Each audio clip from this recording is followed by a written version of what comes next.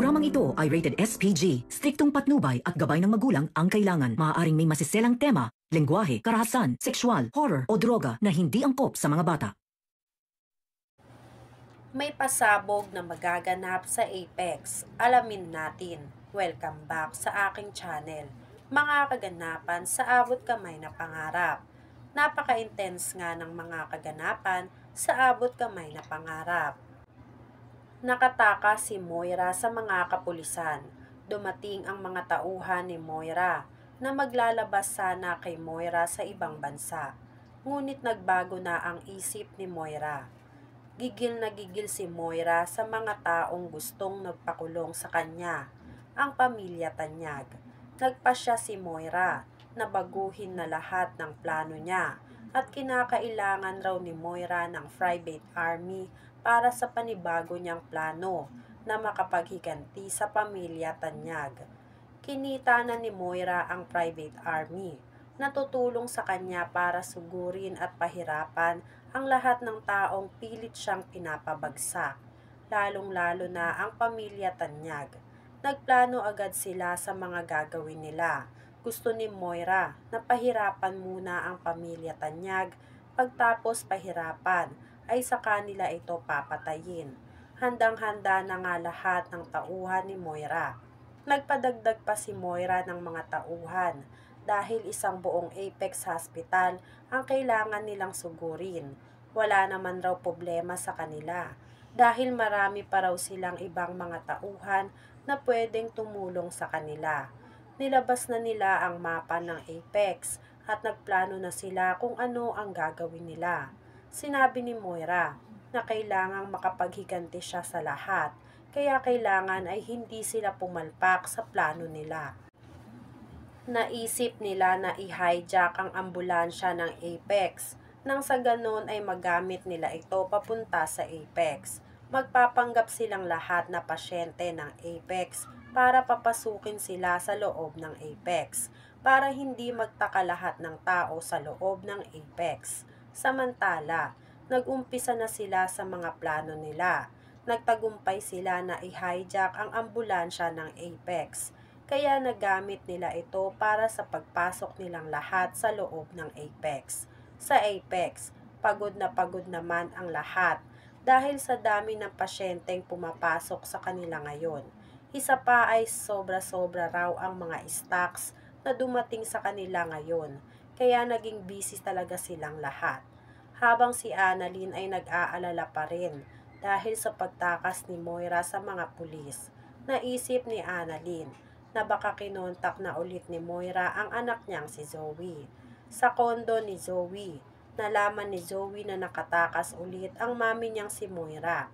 Naisip ni Zoe lahat ng sinabi sa kanya ni Moira na pagsisisihan raw ni Zoe lahat ng pagtatraitor niya sa mismong mami niya. Pati na rin ang paglaglag ni Moira kay Zoe. Dito kay RJ na si Zoe ang totoong tumulak kay Don Pepe, kaya ito namatay. Naisip ni Zoe na nakokonsensya na siya sa lahat ng kasalanang ginawa niya. Kaya dapat na niyang aminin kay RJ ang buong katotohanan, na siya talaga ang dahilan ng pagkamatay ni Don Pepe. Kailangan na niyang aminin kay RJ ang lahat bago pa mahuli ang lahat. Kaya nagdesisyon si Zoe na magpunta sa Apex para kausapin si RJ. At handa na si Zoe aminin kay RJ lahat ng kasalanan na nagawa niya. Pagdating ni Zoe sa Apex, si Annalyn agad ang nakita ni Zoe. Tinanong ni Zoe kung nasaan si RJ. Tinuro naman ni Annalyn sa opisina ni RJ. Bago pa makaalis si Zoe ay nagtanong na si Annalyn kay Zoe kung tumawag na ba si Moira kay Zoe. Dito sinabi ni Zoe na wala na siyang pakialam kay Moira. Nilaglag na nga raw niya si Moira, kaya sigurado na galit rin sa kanya si Moira. Umalis si Zoe para puntahan na sa opisina si RJ. Nakita ni Lynette at RJ si Zoe na dumating. Nagsabi si Zoe na gusto niyang makausap si RJ nang sila lang dalawa. Naintindihan naman ni Lynette ang sinabi ni Zoe, kaya nagpaalam na siya na aalis muna para makapag-usap silang dalawa. Inamin na ni Zoe kay RJ na siya ang dahilan kung bakit namatay si Don Pepe at totoo lahat ng sinabi ni Moira sa kanila. Inulit ni RJ ang sinabi ni Zoe na siya ang tumulak sa bangin kay Don Pepe kaya namatay ito.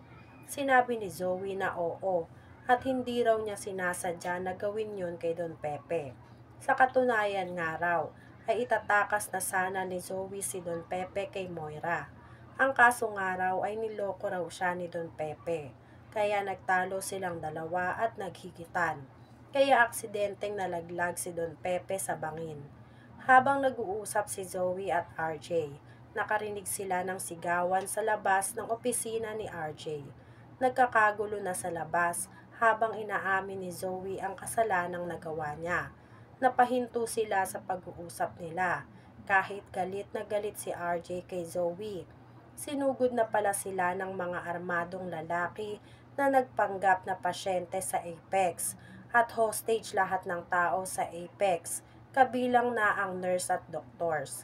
Bago ang pangyayari ay may nakalabas na ng mga tao sa Apex at sila ang nagbalita sa labas na hinostage lahat ng tao sa loob. Maswerte lang raw sila na nakalabas pa sila bago pa humugot ng baril lahat ng armadong lalaki. Na-report na sa mga pulis ang hostage taking na nagaganap sa loob ng Apex. Napag-alaman rin ng mga pulis na naiwan si Lynette at RJ sa loob kasama ng iba pang mga nurse at doktor.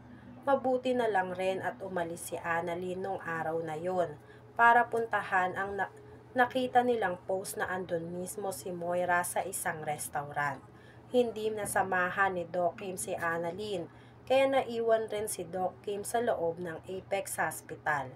Nalaman ni Annalyn ang pang-hijack sa ambulansya ng Apex, kaya tinawagan agad ni Annalyn kay Doc Ray ang nangyari. Hindi naman alam ni Annalyn na mas malala pala ang nangyayari ngayon sa loob ng Apex dahil hinostage lahat ng tao sa Apex. Sinabi ni Doc Ray na yun rin raw siguro yung mga taong ng hostage ngayon sa Apex. Nagimbal si Annalyn sa balita ni Doc Ray, kaya agad-agad nagpunta si Annalyn sa Apex. Nakita ni Annalyn si Doc Ray kasama ang mga pulis. Nagtataka si Doc Ray kung paano nakapasok ang mga kawatan sa loob ng Apex. Sinabi ng pulis na ayon sa mga nakalabas na tao sa Apex ay nagpanggap raw ng mga pasyente ang mga lalaki, kaya hindi sila napansin. Naiwan raw sa loob si RJ at si Lynette. Narinig ni Annalyn ang sinabi ng pulis, kaya natakot si Annalyn sa pupwedeng mangyari sa dalawang magulang niya. Makakaligtas kaya si Lynette at RJ? Yan nga ang mga kaganapan at mga dapat nating abangan dito sa Abot Kamay na Pangarap. Kung gusto nyo pa ng mga ganitong klaseng video ay mag-subscribe at i-like itong video na to. Maraming salamat po. I got you!